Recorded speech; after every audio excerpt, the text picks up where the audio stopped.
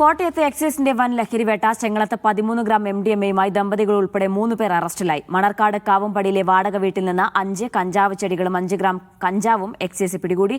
Operation തണ്ടറിന്റെ ഭാഗമായാണ് excise special squad പരിശോധന നടത്തിയത്. ഇന്നലെ രാത്രി പട്രോളിംഗിനിടെ എക്സൈസിനെ വെട്ടിച്ച് കടന്നുകളയാൻ ശ്രമിച്ച മൂലവട്ടം സ്വദേശി മനുവിനെ എക്സൈസ് ഉദ്യോഗസ്ഥർ പിന്തുടർന്ന് പിടികൂടി.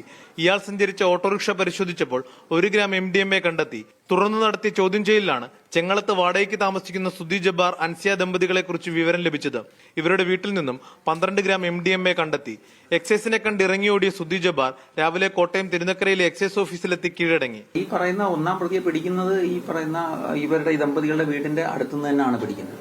നമ്മുടെ പരിശോധനയിൽ അവിടെ നിന്നാണ് പിടിക്കുന്നത്. അതിന്റെ തുടർന്ന് ഇൻഫർമേഷൻ കിട്ടിയതിന്റെ അടിസ്ഥാനത്തിൽ തുടർന്ന് വീട് പരിശോധിക്കുകയാണ്. ഈ 3 പേരും സംഘം ചേർന്നാണ് ഇതിന്റെ വിൽപ്പന നടത്തുന്നത്. മണർകാട് കാവുംപടിയിൽ വാടകയ്ക്ക് താമസിക്കുന്ന ഏലപ്പാറ സ്വദേശി ബിബിൻ ജോണിന്റെ വീട്ടിൽ നിന്നാണ് 10 സെന്റിമീറ്റർ ഉയരമുള്ള കഞ്ചാവ് ചെടികളും കഞ്ചാവും എക്സൈസ് പിടികൂടിയത്. പരിശോധനാ സമയം ബിബിന്റെ ഭാര്യയും ബന്ധുക്കളായ 2 സ്ത്രീകളുമാണ് വീട്ടിലുണ്ടായിരുന്നത്.